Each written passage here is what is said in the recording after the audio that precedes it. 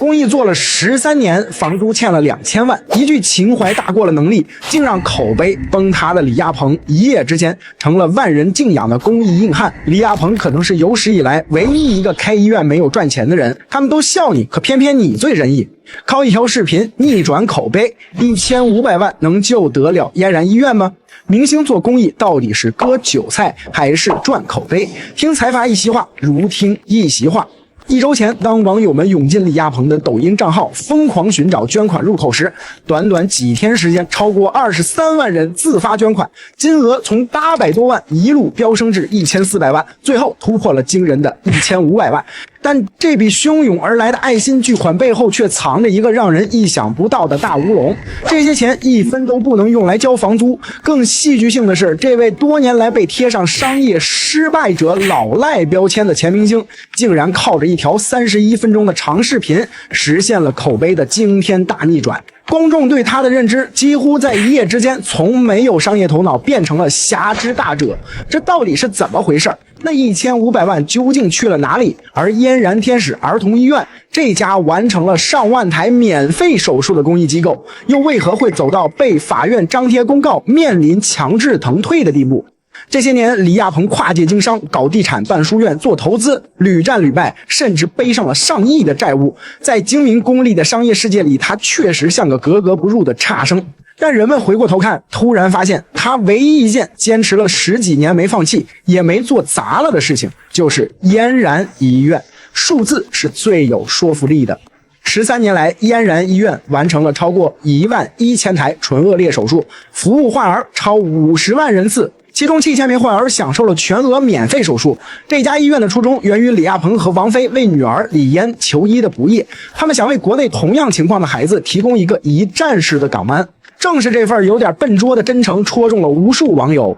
人们突然发现，这个总在商业上踩坑的男人，在公益这条路上已经默默坚持了10几年。这样一家做着实实在在好事的医院，怎么会走到欠租被告险些关门的境地呢？危机的种子在2019年埋下。据澎湃新闻报道，当时医院的首个10年租约到期，房东提出了新条件，租金翻倍，从原来的每年约500万元，月租约40万元，上涨至1000万元，月租约80万元。对于这个要求，房东方面有另一套说法。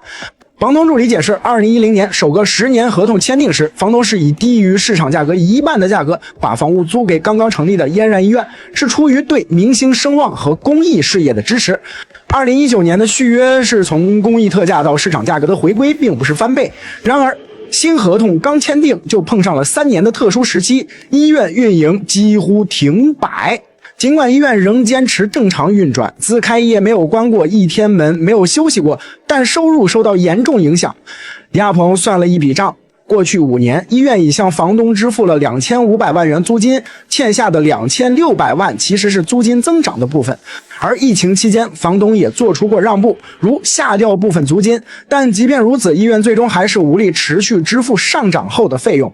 当医院欠租面临关停的消息传开后，出现了本文开头那感人又略显乌龙的一幕，无数网友自发捐款，希望能帮医院渡过难关。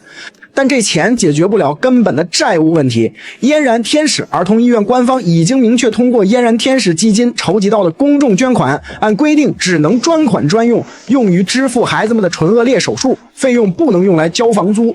这意味着什么呢？意味着网友们捐给嫣然唇腭裂患者救助计划的1500多万元，依法只能用于唇腭裂手术救助，不能用来支付房租、发放工资或填补医院的其他运营窟窿。那么钱去哪儿了呢？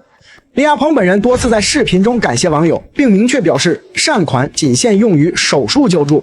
截至1月17日，已筹集的1500多万元，预计可完成超过1700次救助手术。那2600万的房租窟窿依然需要李亚鹏和医院方去面对和解决。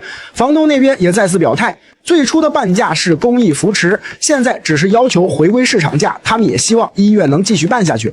李亚鹏这事儿也让很多人好奇，明星做公益到底是真心做慈善还是为了赚钱？在我看来，这事儿不能一概而论，但可以用3个标准来判断：钱是不是透明，项目是不是可持续，是不是和个人利益切割。像李亚鹏这次的项目，钱由第三方监管，每一笔支出都公示。项目能通过文旅运营实现自给自足，和个人债务彻底切割，这就是真公益。这种公益明星可能赚不到钱，但能赚到口碑，赚到信任。而口碑和信任在这个时代是比钱更值钱的资产。比如周润发裸捐56亿身家成立基金会做公益，他没从中赚1分钱，但他的口碑在华人圈里无人能及。比如古天乐默默建了100多所希望小学，他没靠这个炒作，但大家提到他都会说古天乐只有太阳才能黑。不过同情归同情，掌声归掌声。